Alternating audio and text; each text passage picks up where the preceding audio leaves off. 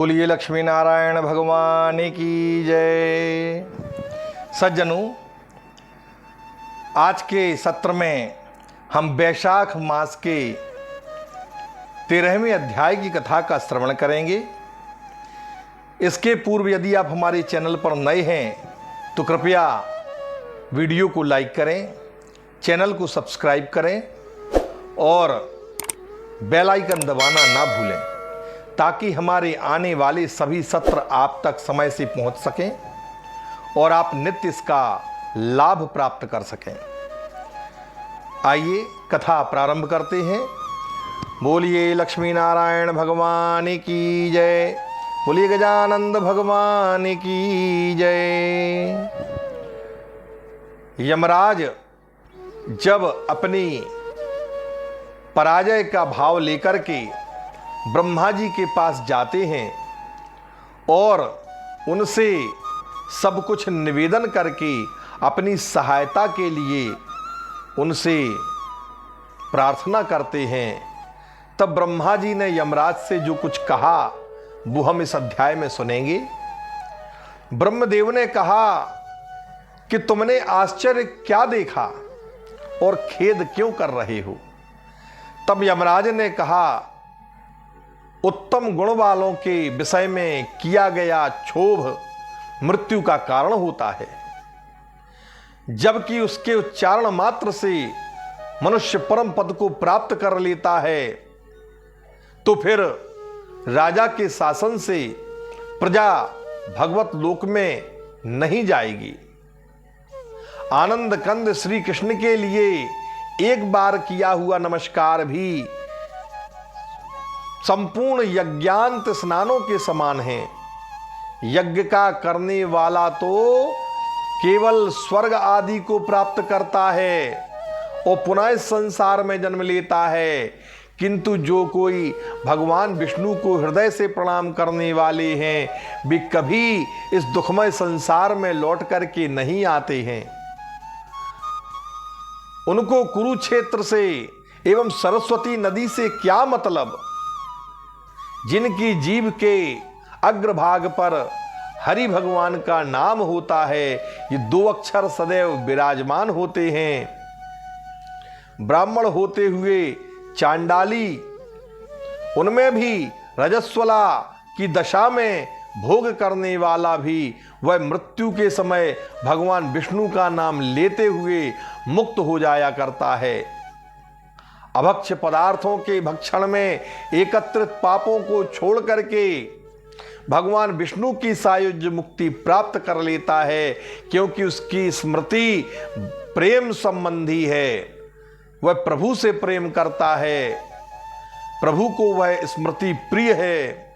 हे यमराज, इसमें संदेह नहीं कि वैशाख नाम का मास भगवान विष्णु को इस प्रकार प्रिय है जिसके कि सुनने मात्र से मानव समस्त पापों से छूट जाता है। उस वैशाख मास के अनुष्ठान आदि से वैकुंठ में जाता है। इसमें क्या कहना। मेरे भगवान पुरुषोत्तम जगत के स्वामी हैं, जनक हैं। उनके परम प्रिय धर्मों को वैशाख मास में जो करते हैं उन पर प्रसन्न होकर के भगवान सदा उनकी सहायता के लिए तत्पर रहा करते हैं। हे सूर्यपुत्र, मेरी शिक्षा व शासन का प्रभाव उस राजा पर नहीं हो सकता। भगवत भक्तों का तो कहीं कभी भी अशुभ नहीं हो सकता है। जन्म मरण बुढ़ापा तथा व्याधि का भी उन्हें भय नहीं होता है।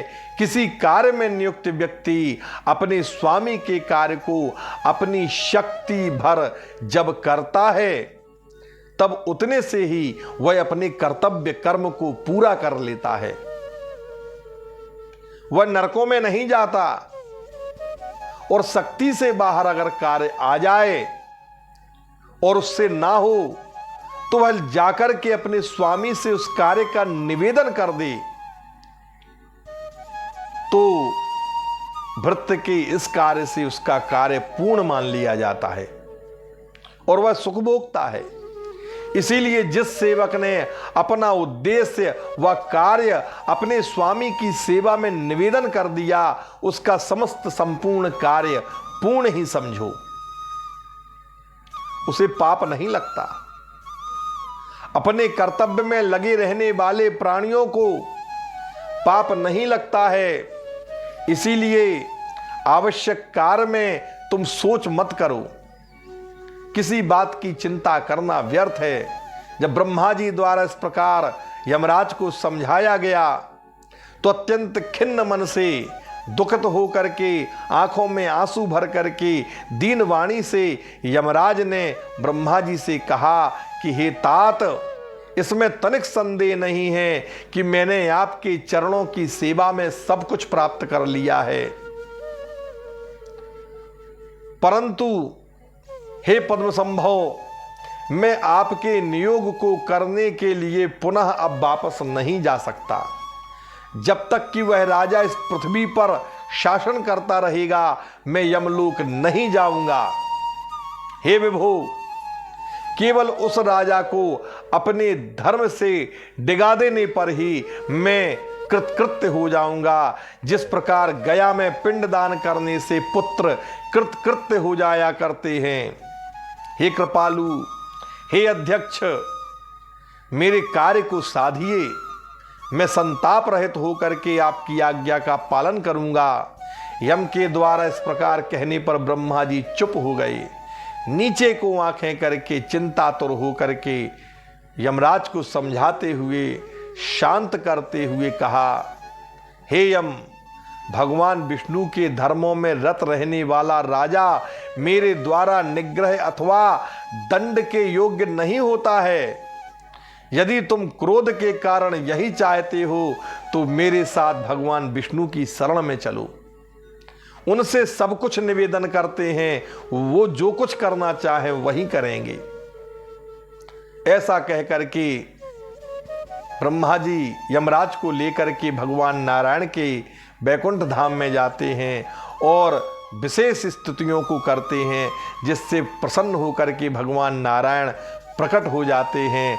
यथाशीघ्र दोनों ने भगवान के चरणों में वंदन किया। तब मेघ के समान बादल की ध्वनि से कहते हुए भगवान ने कहा, आप दोनों यहाँ किस कारण से पधारे हैं और ये यमराज इतना खिन्न क्यों हैं? तब ब्रह्मा जी से कहते हैं, हे ब्रह्मन, मुझे सब कुछ बताइए, मैं सुनना चाहता हूं। तो ब्रह्मा जी ने कहा कि प्रभु, आपके दासवर्य राजा हेमकांत के शासन काल में मनुष्य बैसाख के धर्मों को करके सीधे बैकुंठ धाम में जा रहे हैं, जिस कारण से यमराज की यमपुरी खाली हो गई है। अतः आपके अनश्वर परम पद को प्राप्त कर लेते हैं सभी लोग। ऐसी दशा में इसने उस राजा से युद्ध किया, अपना यमदंड भी चलाया, परंतु आपके चक्र ने उस यमदंड से उसको बचाया एवं यमराज को भी प्रताड़ित किया। हम लोग महात्माओं को दंड देने में समर्थ नहीं हैं, इसीलिए विभो, हम लोग आपकी शरण में आए हैं। राजा को दंड दे करके अपने यम की रक्षा कीजिए। यह कहते हुए अच्युत भगवान हंसने लगे। भगवान कहते हैं, सुनो यमराज जी, सुनो ब्रह्मा जी, मैं लक्ष्मी को छोड़ सकता हूं, अपने प्राणों को छोड़ सकता हूं, शरीर को छोड़ सकता हूं, श्रीवत्स चिन्ह को छोड़ सकता हूं, कौस्तुभ मणि का परित्याग कर सकता हूं, वैजंती माला छोड़ सकता हूं, श्वेत दीप छोड़ सकता हूं, बैकुंठ का त्याग कर सकता हूं, क्षीर सागर छोड़ दूं, शेष नाग को त्याग दूं, गरुड़ को भी मैं त्याग सकता हूं, परंतु अपने भक्त को छोड़ने का साहस मेरे अंदर नहीं है।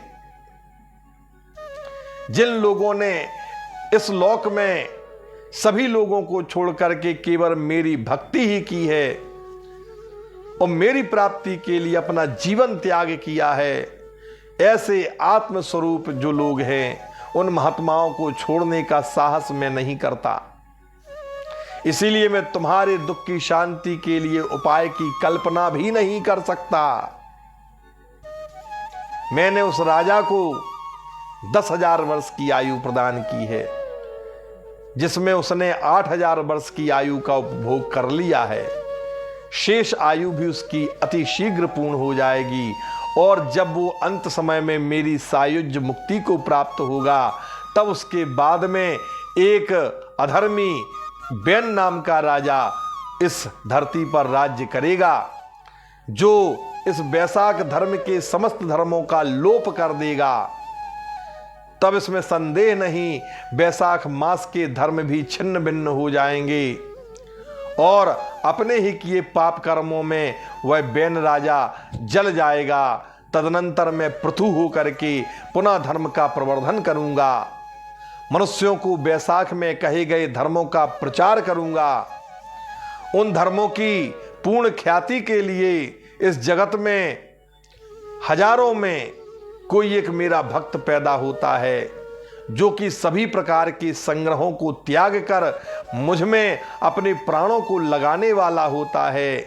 मेरे इन धर्मों को पृथ्वी पर कोई ही जान सकता है, इसीलिए तुम्हारा कार्य होगा ही नहीं। हे नरांतक, खेद मत करो। मैं इस विष्णु प्रिय वैशाख मास में जो धर्मनिष्ठ सभी महात्माओं एवं मनुष्यों के द्वारा तुम्हें यम को इस मास में पूजित कर दूंगा। तुम्हारा पूज्य भाग राजा से तुम्हें प्रदान कराऊंगा। अगर बल अधिक हो तो तुम्हारी पराक्रम का शुल्क तुम्हारा शत्रु खा जाते हैं।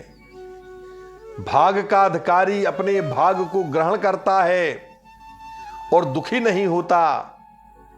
पृथ्वी पर प्रतिदिन जो मनुष्य तुम्हारे उद्देश्य करके कुछ नहीं करते हैं, वे भी वैशाख मास के अंतिम दिन को यदि तुम्हारे उद्देश्य से स्नान करेंगे, अर्धदान करेंगे, जल सहित कुंभ दान करेंगे, दही सहित अन्न दान करेंगे, तो उनका वैशाख का फल उनको प्राप्त हो जाएगा, अन्यथा उनका फल निष्फल हो जाएगा। इसीलिए मुझ में लगे रहने वाले, तुम्हारा भाग भी प्रदान करने वाले उस राजा पर जो तुम्हारा क्रोध है उसे छोड़ दो। चिंता मत करो, तुम धर्मपाल हो। तुम्हें छोड़कर जो साक्षात मेरा यज्ञ करते हैं मेरी आज्ञा से, हे महाभाग, तब तुम उनको दंड दो। और राजा के भाग दिलवाने के लिए मैं सुनंद को भेज रहा हूं। मेरे अनुशासन में उनके पास जाकर तुम्हारा भाग तुम्हें प्राप्त कराएंगे। सुनंद को राजा के पास समझाने के लिए भगवान ने तुरंत भेजा, और राजा को समझाकर पुनः सुनंद वापस आ गए। इस प्रकार यम को आश्वासन देकर भगवान विष्णु अंतर ध्यान हो गए। तदनंतर श्री ब्रह्मा जी स्वयं यम को शांत करके और आज्ञा दे करके अत्यंत विस्मय से युक्त होकर के अपने अनुयायियों के सहित अपने धाम को चले गए। यम भी प्रसन्न चित्त होकर के अपनी नगरी को चले गए। तत्पश्चात भगवान विष्णु की आज्ञा से सुनंद द्वारा कहे गए वैशाख परायण सभी लोग यम को उसका भाग प्रदान करने लगे। धर्मराज को उद्देश्य करके, अर्थात उन्हें भी भाग न देकर जो लोग वैशाख धर्म को करेंगे उनका वैशाख में पैदा हुआ पुण्य धर्मराज स्वयं ही लूट लिया करेंगे। इसीलिए प्रतिदिन स्नान करना चाहिए, यम के लिए अर्घ देना चाहिए। वैशाख मास में यह अवश्य करना चाहिए, नहीं तो सारा पुण्य निष्फल हो जाया करता है। जो पितरों को उद्देश्य करके, गुरु को उद्देश्य करके, जगन नियंता प्रभु को उद्देश्य करके शीतल जल, दही, अन्न, पान, दक्षिणा के सहित फल के साथ कांसे के पात्र में ब्राह्मणों को समर्पित करता है, भगवान मधुसूदन की दिव्य प्रतिमा का भी दान करता है। मास धर्म के उपदेशक वक्ता ब्राह्मण को तथा दीन दुखी ब्राह्मणों को जो दान करता है, अपने निजी धन आदि के द्वारा उसी धर्मोपदेशक वक्ता की पूजा करता है, उसको समस्त पुण्य तत्काल प्रदान हो जाते हैं। सुनंद द्वारा ऐसा आदेश पाकर के राजा उसी प्रकार कर्म करता है। आयु के शेष समय को भोग करके भगवान विष्णु की सायुज्य मुक्ति को अपने पुत्र पौत्रों सहित प्राप्त करता है। उसके भगवान के लोक में जाने पर एक बैन नाम का राजा हुआ। सभी धर्मों और प्रधानतया वैशाख धर्म को उस दुष्ट ने लुप्त कर दिया। पुनः इस पृथ्वी पर अत्यधिक प्रभाव से मोक्ष देने वाले धर्म प्रसिद्ध नहीं हो सके। तब भगवान स्वयं पृथु बन करके आते हैं। तो मैथिल ने कहा, मैंने तुम्हें यह सारा वृत्तांत सुना दिया है। दुरात्मा बैन पहले मनवंतर में हुआ था और वह राजा वैवस्वत का पुत्र था। इस प्रकार मैंने सुना है। अब आप इस समय कहते हैं कि इसके बैकुंठ धाम चले जाने पर राजा बैन होगा और राजा बैन भी अंत में बैकुंठ धाम को जाएगा। इस संशय को हे महामुनि, हे महामते, श्रुतदेव जी दूर कर दीजिए। तब श्रुतदेव ने कहा, राजन, कहीं भी पुराणों में विषमता नहीं है। कहीं कथा के उलट फेर से पुराणों में अप्रमाण की शंका नहीं करनी चाहिए। दिनों बीतने पर यह शाश्वती पवित्र कथा प्रत्येक कल्प में हुआ करती है। मार्कंडेय मुनि ने मुझसे कहा था, हे राजन, मैं तुझसे कहता हूं, यही प्रकार है, अतः इसमें संदेह नहीं करना चाहिए। इसीलिए बैन के कारण वैशाख मासी धर्म प्रसिद्ध नहीं हो सके, ख्याति को प्राप्त नहीं कर सके। कोई विष्णु परायण विरक्त व्यक्ति ही इसे वैशाख धर्म को अच्छी तरह भली भांति जानता है, करता है, वह सदगति को प्राप्त होता है। इस कथा को मैंने आप लोगों को सुनाया है।